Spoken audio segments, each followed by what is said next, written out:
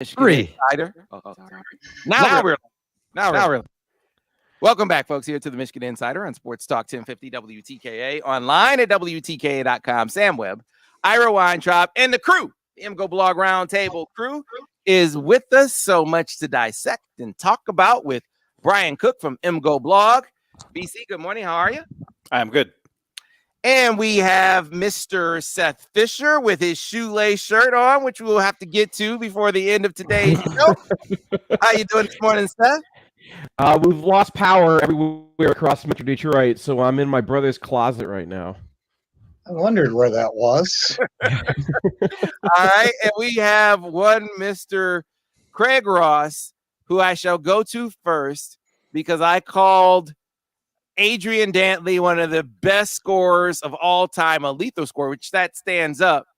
But he said, wait a minute, you're talking about who could have defended Adrian Dantley. We got a message in about a Michigan player, a Flint native, who defended Adrian Dantley maybe better than any person in history. So take it away, Mr. Well, yeah, Michigan had in one of my favorite Michigan teams, Michigan had a forward. I don't know if you'd call him a power forward. He was 6'2", Wayman Britt.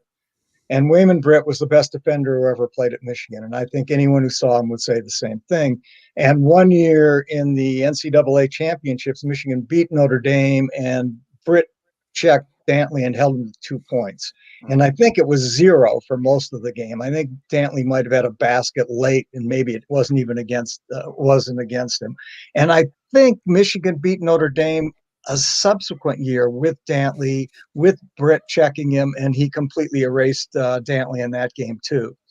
Wayman Britt was not a great scorer.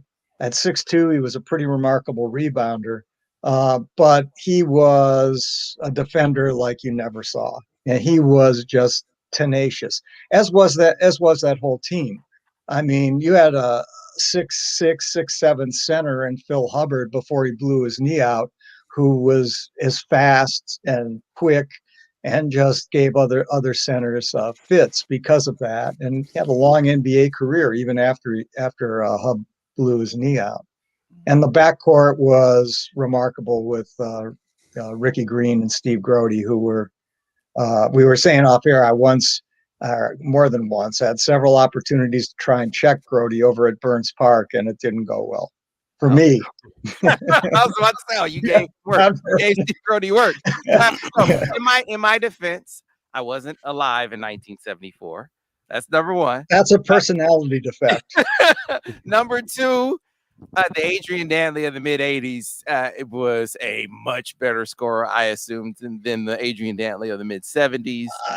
That's certainly true. And so, but take nothing away. Look, Flint Town guy, I'm sure my wife would love a Flint Northern guy. Hey, look, it's one of those things where I'm not surprised that if there was an individual on this earth that had the chutzpah. Did I say that right, Seth? Did I say that right? You have to say chutzpah. I'm trying to get it. I can't ever get that part. So if there was a guy, he would be from Flint that would be able to hold Adrian Dantley down to 2 points. But let's get to current Michigan business. So, Mr. Cook. Not a surprising turn of events, but still amazingly relevant that Hunter Dickinson is back at the University of Michigan. Devontae Jones coming to the University of Michigan. So in light of that, the other departures, the other returnees and departures, not just across the Big Ten landscape, but also across the national landscape, how do you see Michigan?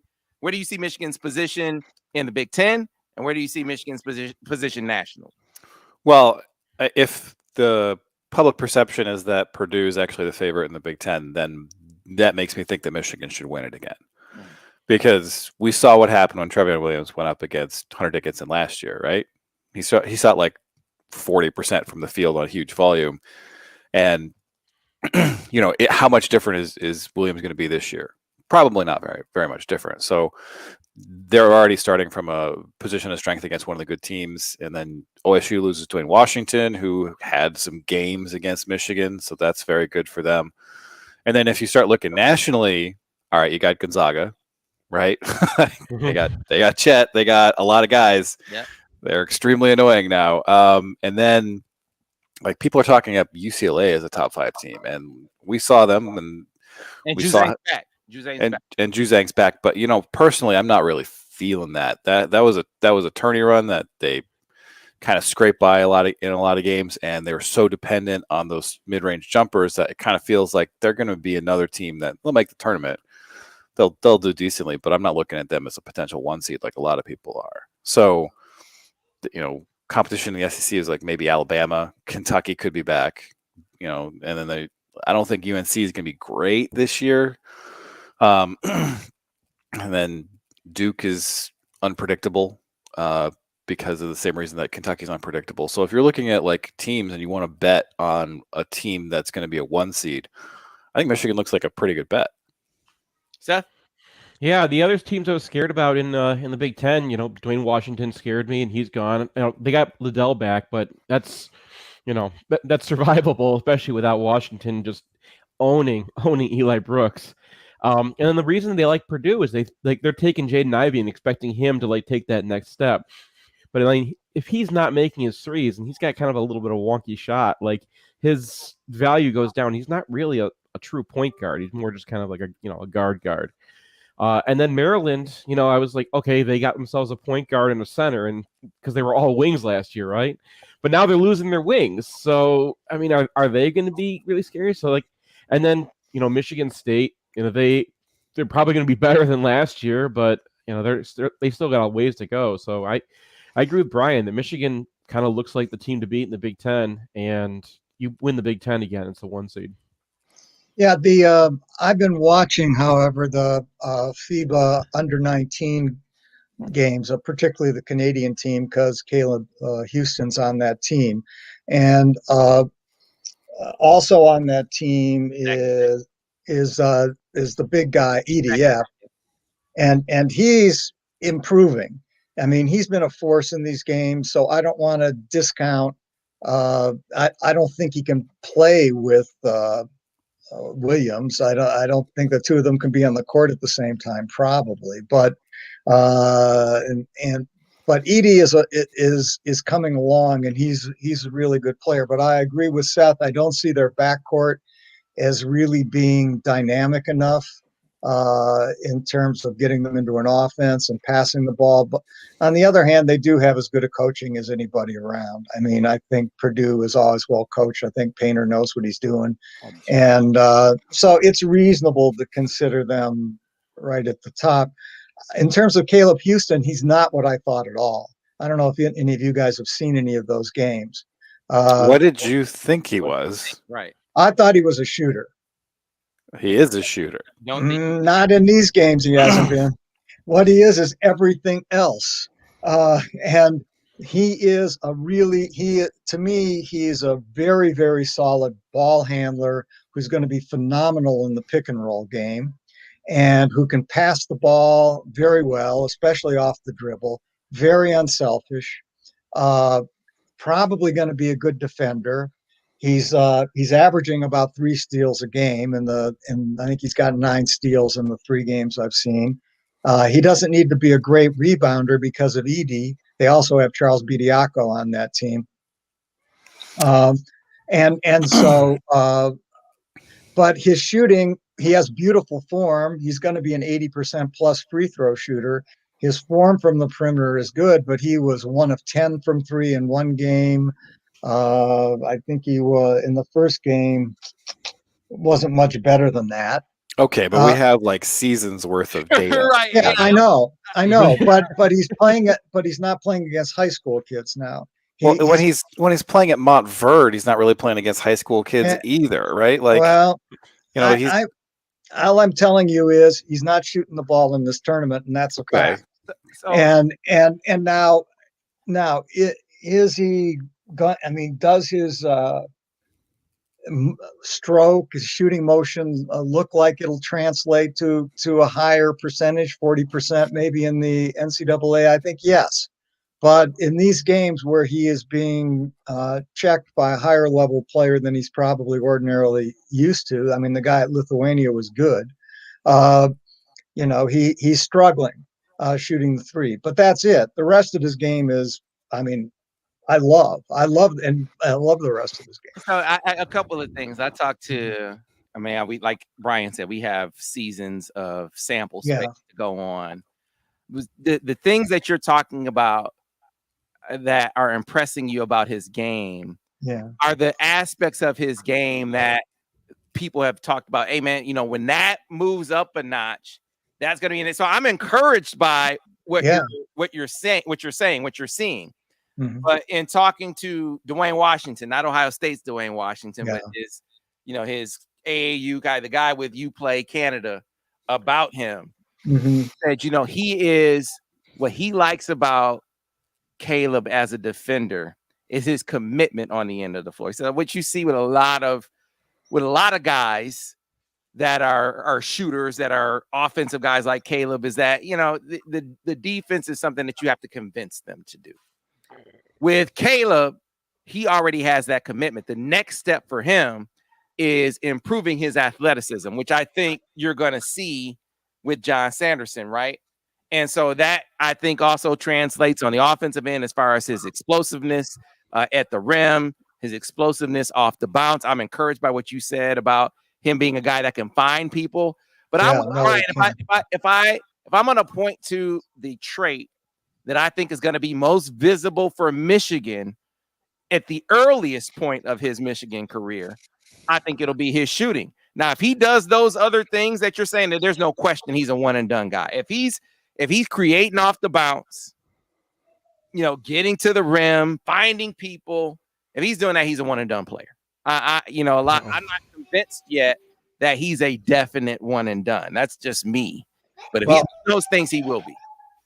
Canada doesn't run a lot of pick and roll, but when they have, it's been with him as the ball handler. Craig, if he has more than 10 pick and roll possessions this year, I will buy you a beer. Well, they've had some in the FIBA games, and he's been really, really good at it. But I mean, you're looking at a roster here that's got, fifth year senior in Eli Brooks, who's run pick and roll. You've got Frankie coming in. You have Devontae Jones, who ran a ton of pick and roll at Coastal Carolina, and he's a questionable 3-point shooter, but he's got that floater. So if Michigan is looking at putting their guys in the best position to succeed, they're going to run a lot of pick and roll with their point guard, and then they're going to kick it out to Caleb Houston. So I don't see it, especially in year one as a college player. I think that he's going to have a very freshman Zach Irvin kind of role with maybe some more upside when he attacks a closeout. But I struggle to see a 6'8" guy with his kind of athleticism actually running a lot of PNR. We'll see. I mean, but if you ask me what the strength of his game would be him as a ball handler in PNR. Yeah, that's what I see in him. Maybe I'll be wrong, and I hope that the 3 games he's had there. Well, the first 2, this last game was a blowout. He only played 20 minutes, and he didn't shoot the ball a lot. I mean, but the first 2 games. But I mean, I'm encouraged by his unselfishness.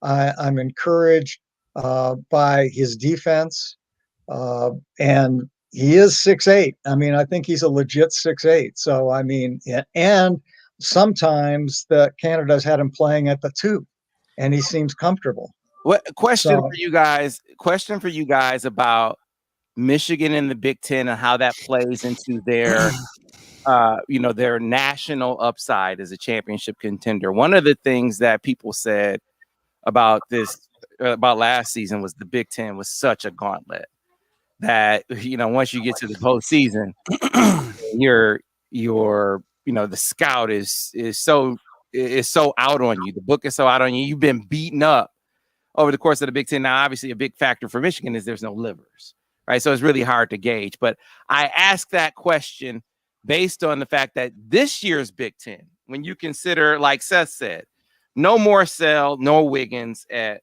Maryland, right?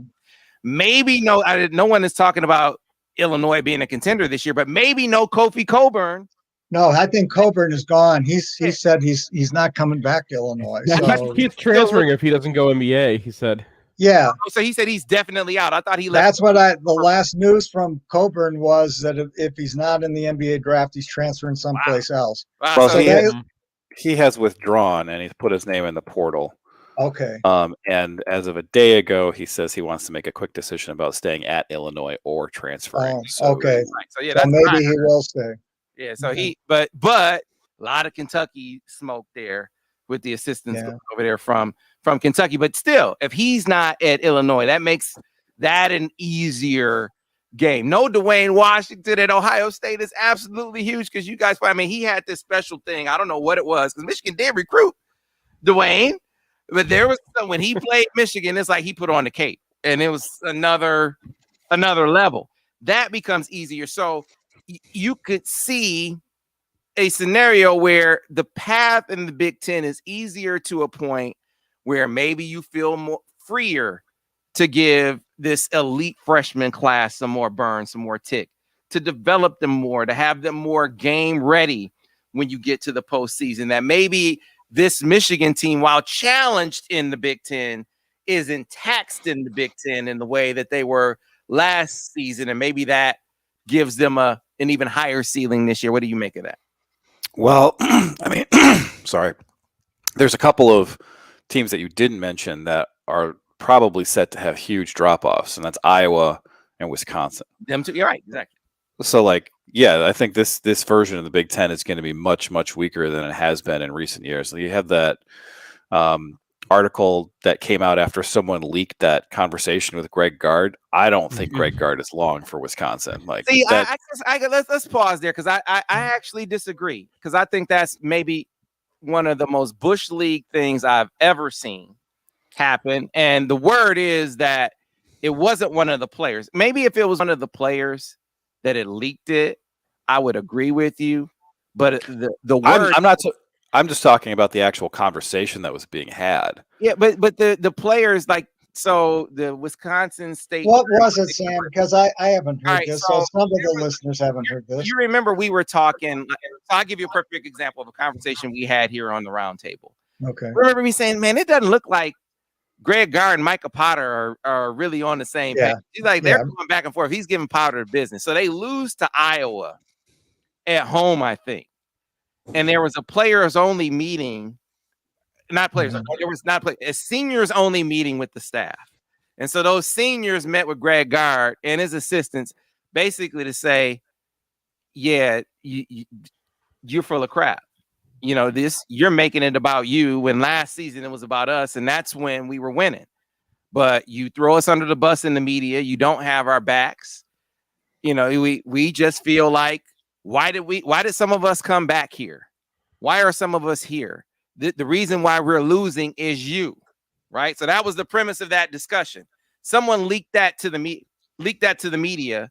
It was printed a couple of weeks ago as an expose, and they went to talk to one of the seniors, a nameless senior in the meeting, who said, yeah, by the end of that meeting, Greg Gard is crying, saying, it's all my fault. I apologize. I'm going to be better.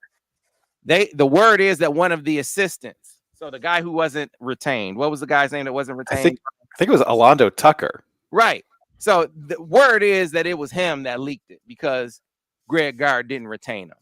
The seniors seem to be saying that, hey, you know, we felt like that was a catharsis that made a difference, maybe not in the record, but made a difference in the relationship. So I guess I'm not of the mind that this is a signal of the end of Greg Gard, because I think most people will look at that as a coach deciding to use the media to wage a little personal war.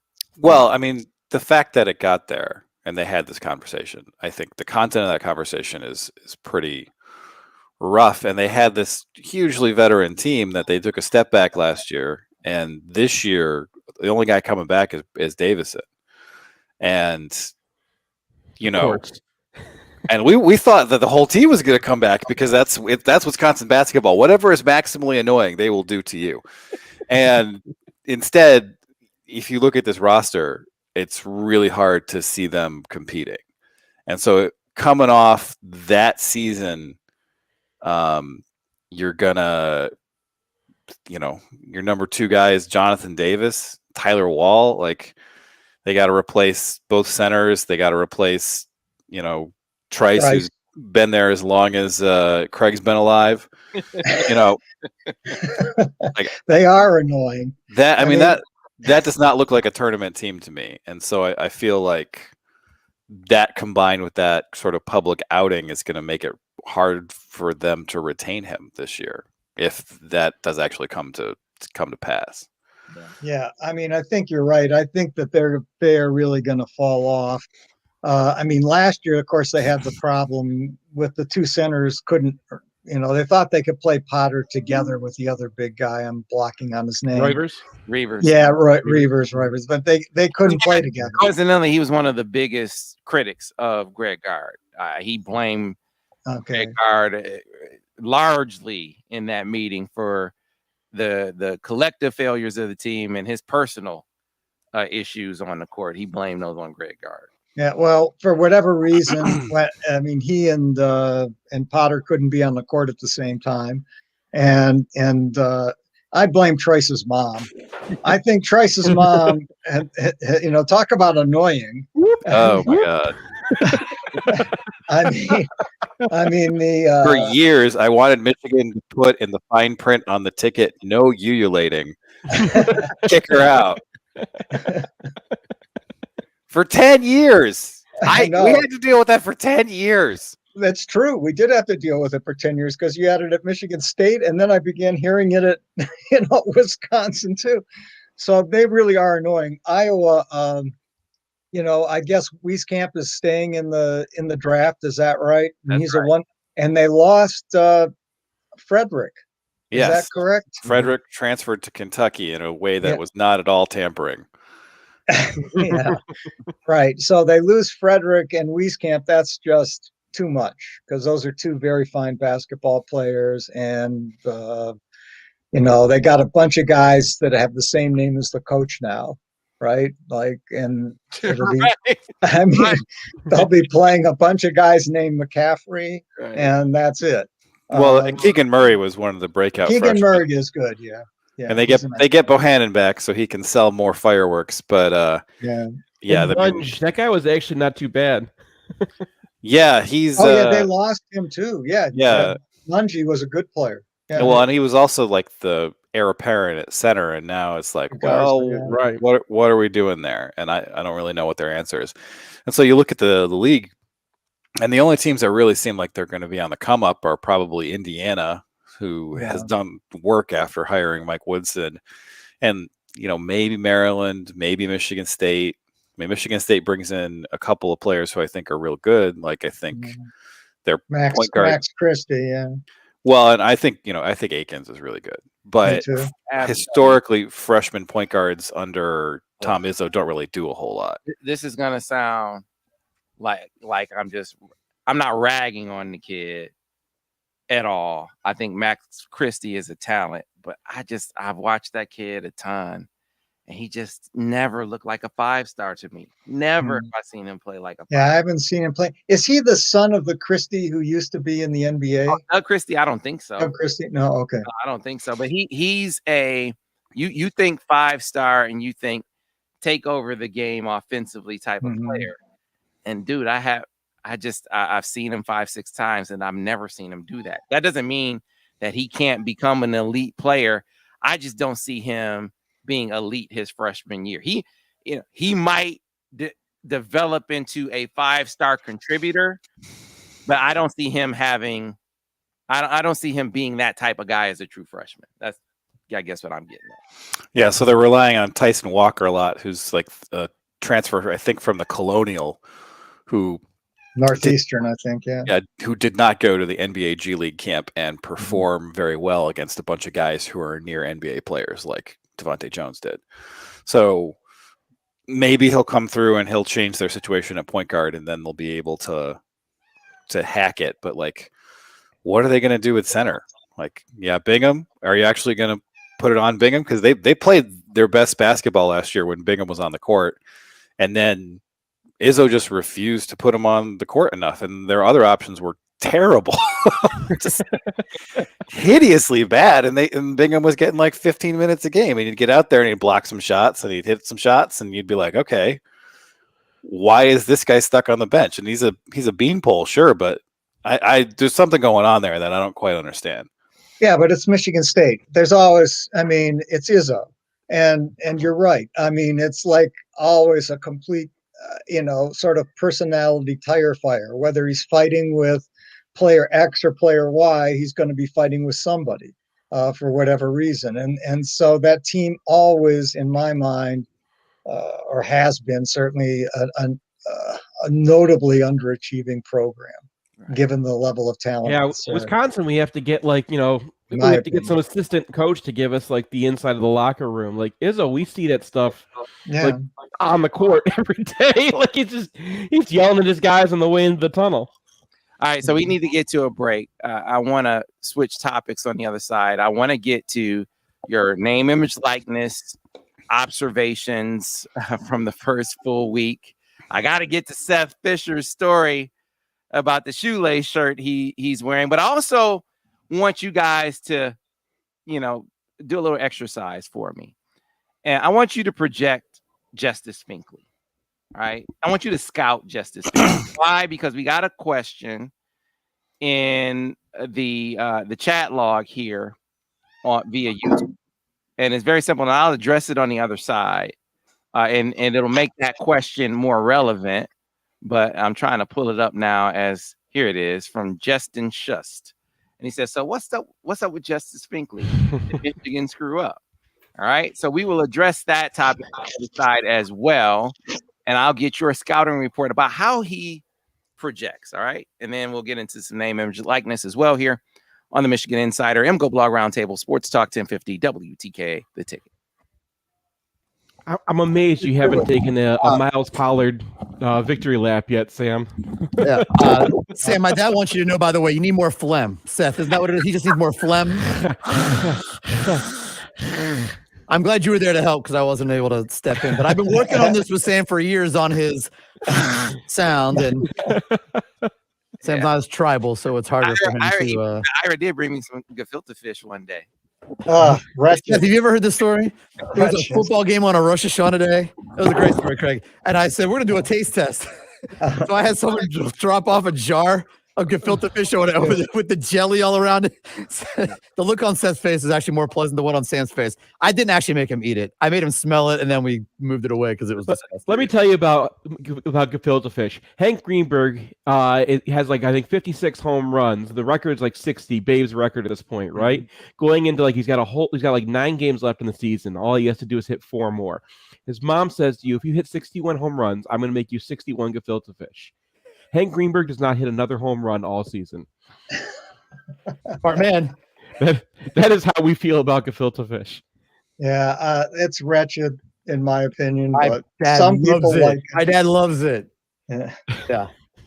So gross. Yeah, high holiday, Sam. Gefilte fish and chopped liver. That's the thing. So for all those that are paying attention, let's take white fish, chop it up, turn it into a ball, and then pickle it. It's the most disgusting idea you can think of. Agreed. Yeah, I saw it and I couldn't. I was like, good choice. Smart move. It was a smart move. I can't touch this, but no, I'll maybe try to give a long version of the Justice Finkley to kind of set up a shorter version on the air. But basically, on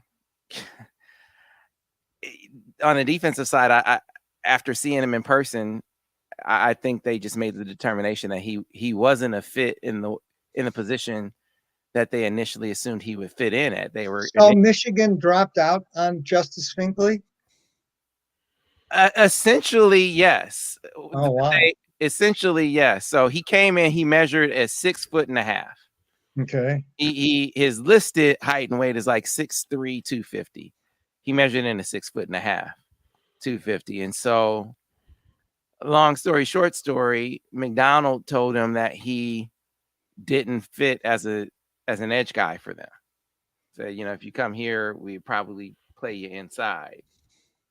And I think that the kid and his family sort of viewed that as, do you really want us? Are you really that interested?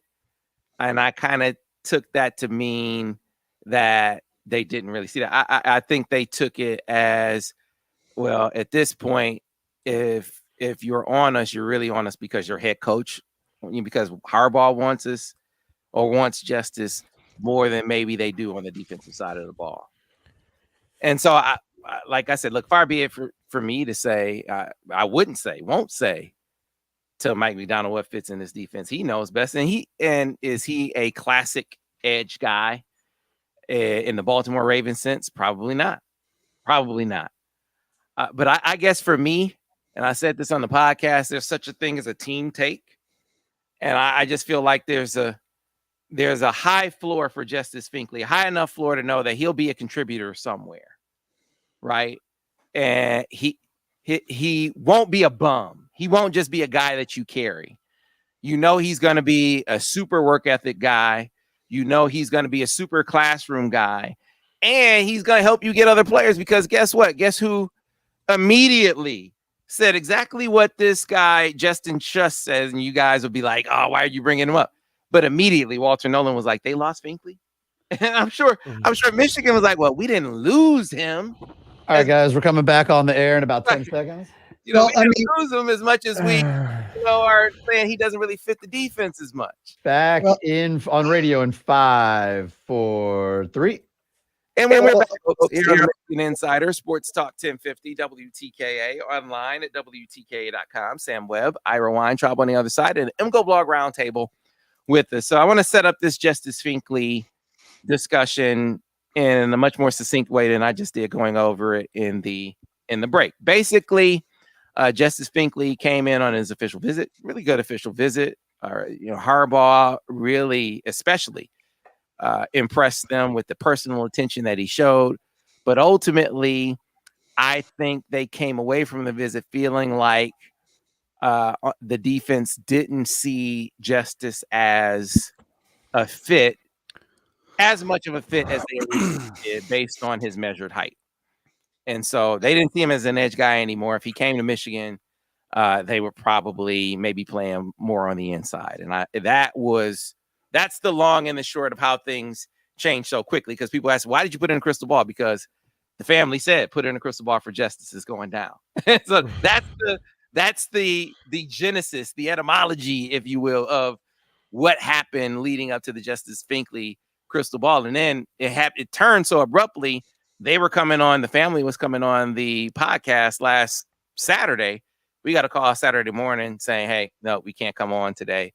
By Sunday, they had dropped Michigan, and it was because of this. So that's why I ask you, Seth, you, Brian, I don't know if you've watched Justice Finkley, Craig, but if you could, based on your observations of his film, of him as a talent, where would you project, or how would you project Justice Finkley in this defense? He's Carlo Kemp. I mean, and I don't see why you don't, especially a team that just had Carlo Kemp for 5 years, would not want another Carlo Kemp. And is that guy an edge guy? No, but when they called on him to be an anchor last year, he was great at it. I think he was a better anchor than he was. They had plenty of guys for that. They had Hutchinson, they had Pay. So they didn't really need him to do that. They needed him to play inside. This new defense, the Ravens defense doesn't have guys like that. They're not lying about that. If he can't play outside, then he really is too small to play the tackle positions, because these tackles are going to be defensive tackles. Those are 300-pounders in the Ravens defense. So I mean, if that's what you're doing, I understand it. But come on, this is recruiting, right? Can't you tell him, maybe during the de-recruiting period after he's on campus that hey man, if you're not getting to the quarterback, we're moving you inside. You could do it then, like every other team in the world does. And I get being honest with these guys, but why would you not want Carlo Kemp again? So Brian, let me be devil's advocate. I made my position clear. I think he's a team take, but let me give the other side and say, look, the last staff routinely recruited guys that didn't fit the scheme. Routinely. Like this press man team, you don't have press man corners, right? You want these athletic, edge bending guys, and these big defensive tackles, but you get all these 220, 230 pound guys, and you try to build them up to that, and maybe that works with Quiddy Pay, but can you do that is that a common enough occurrence where you can do it all the time, right? So we aren't going to do that. We aren't going to recruit guys that don't fit the scheme, and we aren't going to lie to players about it. And we don't think he fits as an edge guy. We think if he comes here, he'll have to play on the inside. Could he do that? Could he contribute there? I don't know. What would you say to that retort to what Seth just said? Well, this is a guy who thinks he's an edge guy, right? Everybody wants to be an edge guy. And if you don't think he's an edge guy, you can take him and you can hope that inevitably when you slide him inside in a year or two that he, one, wants to stick around, and two, can actually build himself up to the point where he's a viable inside player. And that is a tough needle to thread. And so if that is actually what you think, the most likely outcome is that you spend a couple years developing this guy and then he gets pissed off and he leaves.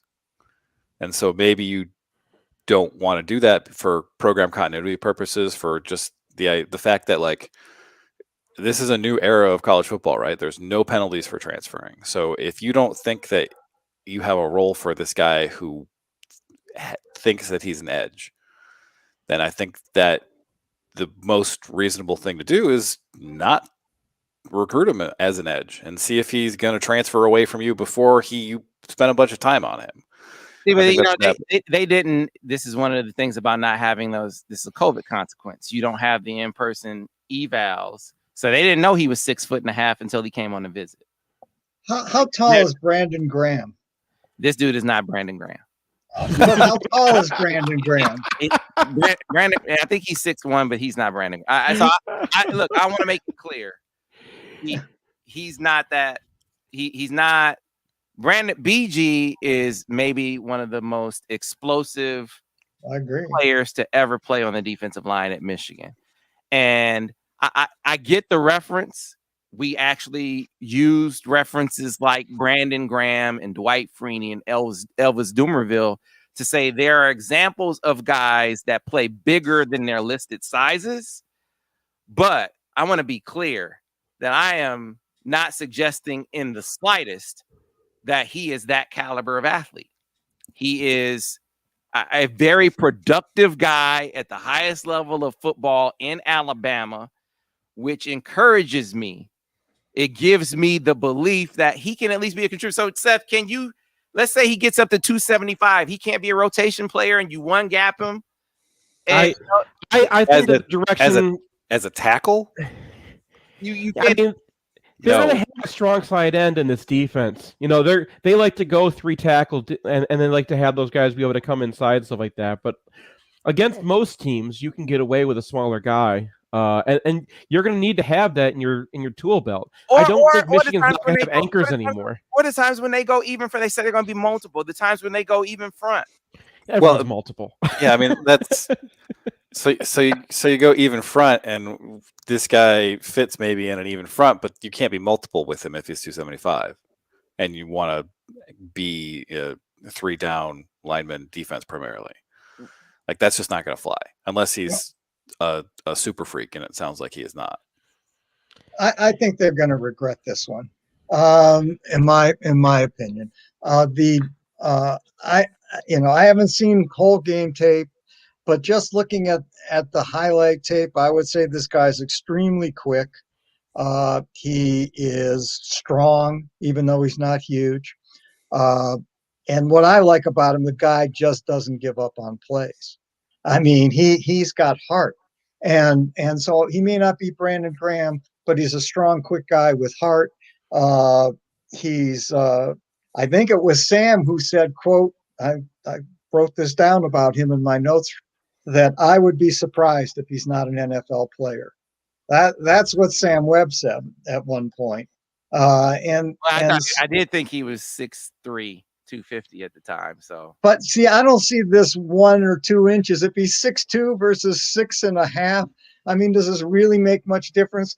I don't know. I think this I mean, stuff the inches tends to be. matter. The inches matter on the edge, like the way that they play. Yeah. They do. Here's a question though: when's the last time Michigan stayed in the same defense for 4 or 5 years? Well, Never. these coaches can't recruit on the idea that they're getting fired, No, Yeah. no matter how likely that is. no, but I mean, you also have to keep in mind that, like, when you're building, and Harbaugh has got to keep in mind when he's putting his program together that, like, you know, I don't say go around and just take anybody, right? And like for the most part, when you're making these calls, you got to make these calls. Finkley seems like a guy that you just say, look, you know, whatever, we want this guy. We want you to come here no matter what. You may not end up inside, but like you make that clear. And if they're telling him that and not making it absolutely clear that, like, look, we're going to give you all the chances you can outside, it's just it might not work, and that then we might move you inside.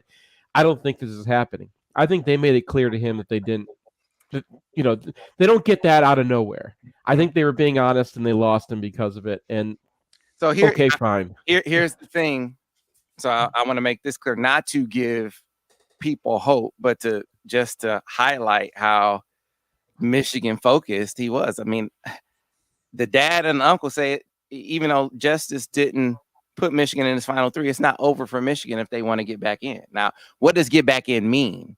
Like I even said to his uncle, who is a diehard Michigan fan, might be listening right now.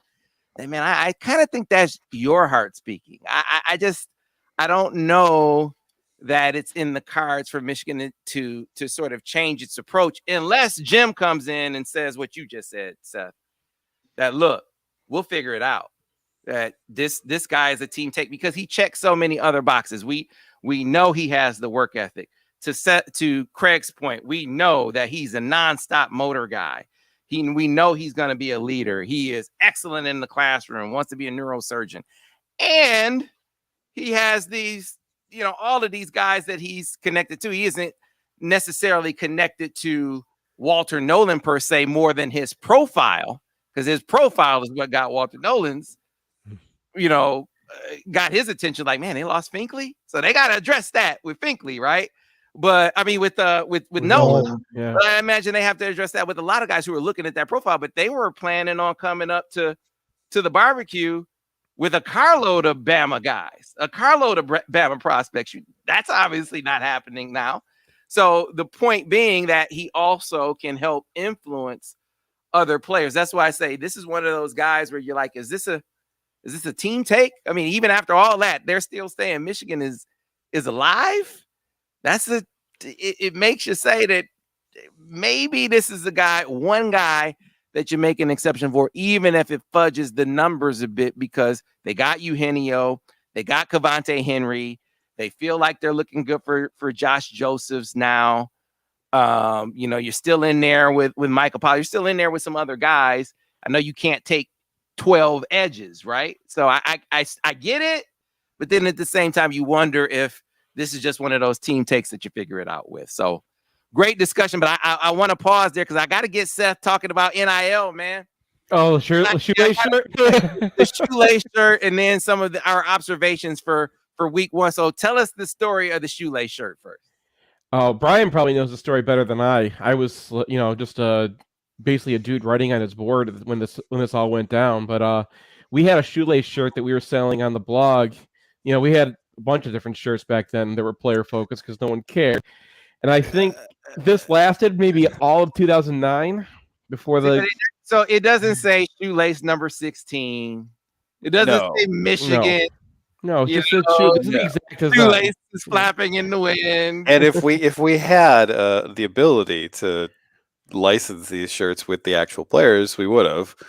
But we stopped. We discontinued that after a little bit because it was clear, like it just didn't feel good. So, but in the grand scheme of things, this was like fair use, right? Wasn't this fair? Is this not an example of fair use?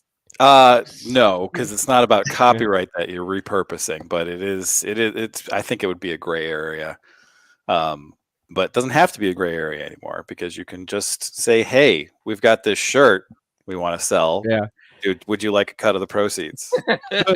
The point of the story was we stopped selling it, we stopped selling it because of a lot of the reasons, and then right after that, I think Adidas was selling their own copy of it, and it wasn't just us. A lot of other people had this shirt too. Like, we weren't the only shoelace shirt that popped out after that Western Michigan game, and then like all the ones on the streets, right? All those guys too. Like they had to take their shoelace shirts down, and all of a sudden Adidas was making theirs. So, Well, That was an old story. Michigan's not the only school that had that happen, and people want people want these things, and like that's one of the points about NIL is that there was a lot of money out there that the players never had access to, and that people around the program never had access to because they had like these rules for amateurism that were just ridiculous. Mm-hmm. So.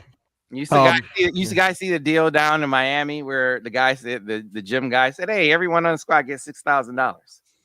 Yeah, Right. yeah. He gave $540,000 to the team, and apparently it's going to be doled out, $6,000 each. Now, what the team is going to do for him?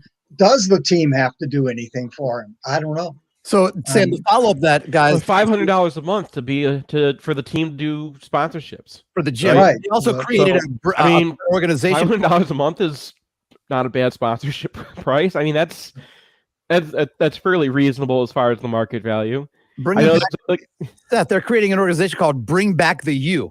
And they basically want people to funnel money to this, and they can just give the money to all the kids. They're creating, and more schools are going to do this, where they just create an organization, donate money to this, and then we're going to give it to the kids. And so this was kind of what you were talking about, Craig, last week, right? Where you said, what can't you do with an open policy like this? Well, let me just throw something out, and this may carry over to next week. I read there's this kid at Skyline High you probably know about, Hobbs Kessler. He's a pro now, right? He's a pro now, right? Right. Yes. He's a pro, but he's going to go to Northern Arizona University, which may seem strange to many people, except that's a great distance running school because they're at elevation, and it's a bigger school than I thought. It's 27,000 undergrads, 31,000 total students, cheap tuition, 10,000 a year, and 61% female student body. And I knew nothing about the place until I saw that this kid is going there. But he's quote turned pro because I think Adidas is sponsoring him or something like that. I thought Michigan needs a center, basketball center at some point in time here because we think Hunter's here one more year. What about Mitch McGary? What? I mean, could Mitch McGary come back and play at Michigan? I don't know if he's really in shape anymore. Well, I'm not saying. Let's say theoretically, Mitch got into shape. Okay. Isn't he like? You have an eligibility counter that starts after high school, so his eligibility is long gone. So does mine, by the way. Hey, all right. If you guys are depressed or anything, I just want you to know that Jabril Peppers tweeted out, "Why do I settle for women that force me to pick up the pieces?" So he's a millionaire. He has 2% body fat, and he's still struggling. So you are not alone. Everybody out there. And then Charles Woodson replied to him, "Young fella, you grown. Cut that ish out." So take. I actually had this conversation with Jabril. Surprise. He was talking to you about lady problems? I did have a discussion with Jabril about lady problems back in the day. We are still live, Sam. Well, you made it, Sam. You figured this out already, young fella. I thought you figured this out already. It only gets more complicated when you start making a bunch of money. It gets. But if you're on the dating sites and you're not getting hits and you're not getting matches or swiping or whatever, just know that you can be an NFL player who can run faster than God, and still there's problems out there. So just keep going. You know what? Hey, take a page out of LeBron's book and just go with the ladies who knew you before you were who you are now. Go with the ones from high school, man. If you had like a high school sweetheart, go back and find her, and you might be all right. That's what I say. That's what LeBron did. What? Seth, you wanted to say something? No. All right. All right. And then the He's lady, not the saying- lady he's- conversation shut it down. That's what happened. And Seth is out. Seth's out. He's done. And where did this come from, Brian? What was Twitter, which you should be on. No, I'm not. I don't go there. I don't go there. It's toxic. Hey, well, that's where you find out all this NIL stuff, man. It's crazy. It's a new day, and it'll be interesting to see.